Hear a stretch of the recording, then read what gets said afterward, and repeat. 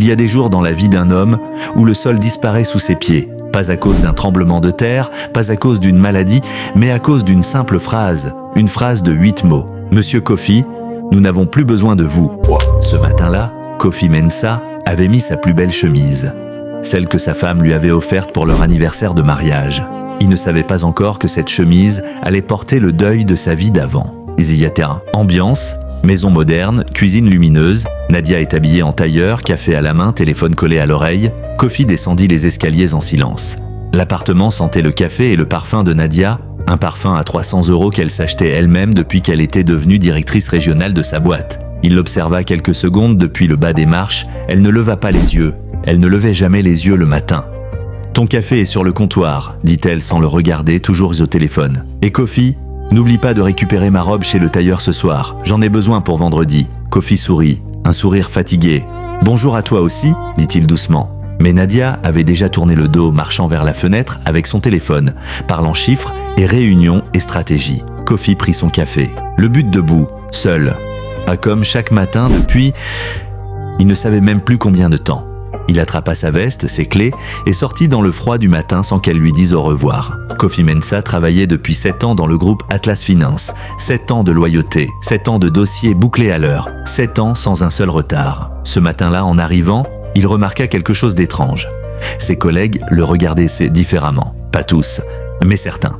Des regards furtifs, des yeux qui glissent ailleurs dès qu'on les croise. Mariama, la secrétaire, lui adressa un sourire triste en le voyant passer.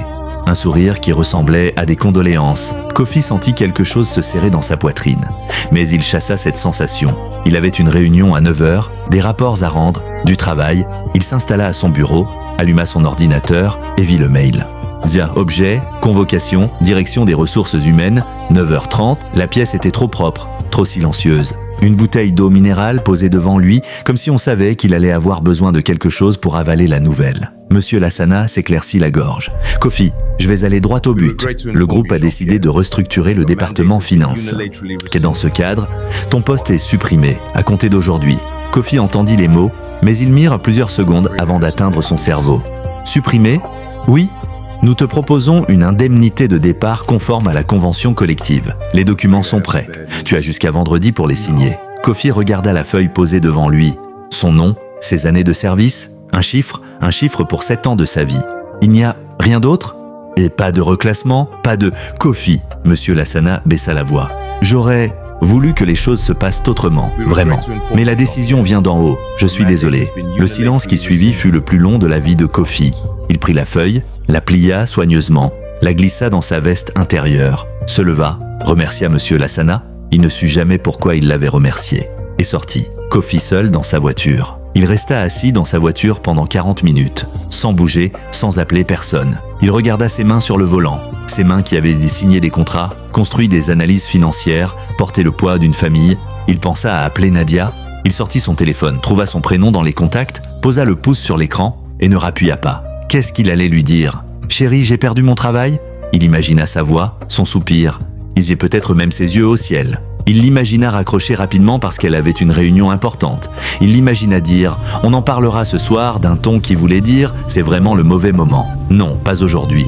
Aujourd'hui, il avait besoin de digérer ça seul. Il rangea son téléphone, démarra la voiture et roula, sans destination précise, juste pour ne pas rentrer à la maison avec cette vérité encore brûlante dans les mains. Ayant dîné, Nadia, en tenue décontractée mais toujours aussi distant. « Tu es en retard ?» dit Nadia sans quitter des yeux son ordinateur posé sur la table du dîner. « J'ai commandé à manger, c'est dans la cuisine. » Kofi posa ses clés, s'assit lentement sur le canapé. « Nadia, j'ai quelque chose à te dire. » Elle leva les yeux, brièvement. « Tu as récupéré ma robe ?» Un silence. « Non, j'ai oublié. »« Kofi !» Elle souffla, agacée. « Je t'avais dit que j'en avais besoin pour vendredi. C'est dans 3 jours ? Je sais, je suis désolée. » « C'est tout ce que tu trouves à dire, je suis désolée ?» Elle ferma son ordinateur avec un claquement sec. « Tu sais combien coûte cette robe ? Tu sais le nombre de fois où je t'ai demandé une chose simple et... J'ai perdu mon travail aujourd'hui. » Le silence tomba comme une masse. Nadia resta immobile. 1 seconde, 2, 3... Quoi ? Atlas Finance. Il y a une restructuration. Mon poste est supprimé. Nadia le regarda. Vraiment le regarda. Pour la première fois depuis longtemps peut-être. Et dans ses yeux, Kofi chercha de la compassion. De la chaleur, un geste, une main tendue, Il vit autre chose, quelque chose qui ressemblait à de l'inquiétude, mais pas pour lui, pour elle, pour eux, pour les factures et le crédit de la maison et le niveau de vie. « Et tu as signé les papiers ?» demanda-t-elle finalement. Kofi ferma les yeux une seconde. « Pas encore. Il faut les signer, Kofi. Et commencer à chercher immédiatement, on ne peut pas se permettre.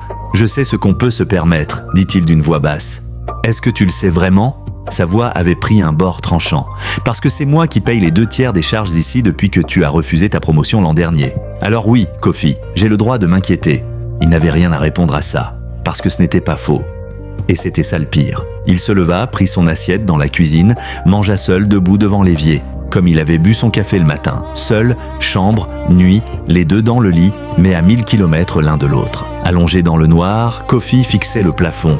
À côté de lui, Nadia dormait déjà, ou faisait semblant. Il pensa à son père, un homme simple, menuisier toute sa vie, qui lui avait dit un jour « Kofi, un homme peut tout perdre. L'argent, le travail, la maison, mais jamais sa dignité. Ça, et c'est à lui, personne ne peut te le prendre si tu ne le laisses pas faire. » Kofi posa sa main à plat sur sa poitrine. Sentit son cœur battre. Il était encore là. Et quelque chose d'autre battait aussi. Quelque chose de petit, de têtu, de silencieux. Une flamme que 7 ans de bureaux et de réunions et de chiffres n'avaient pas éteinte. Il ne savait pas encore ce qu'il allait faire. Il ne savait pas encore que ce licenciement, ce jour qui semblait être la fin de tout, était en réalité le premier jour du reste de sa vie. Kofi Mensah a perdu son travail ce mardi matin. Sa femme dort à côté de lui sans même lui avoir serré la main. Et demain, il va devoir décider. Est-ce qu'il continue à se taire ou est-ce qu'il se relève ? La suite, dans l'épisode 2, abonne-toi pour ne pas la manquer.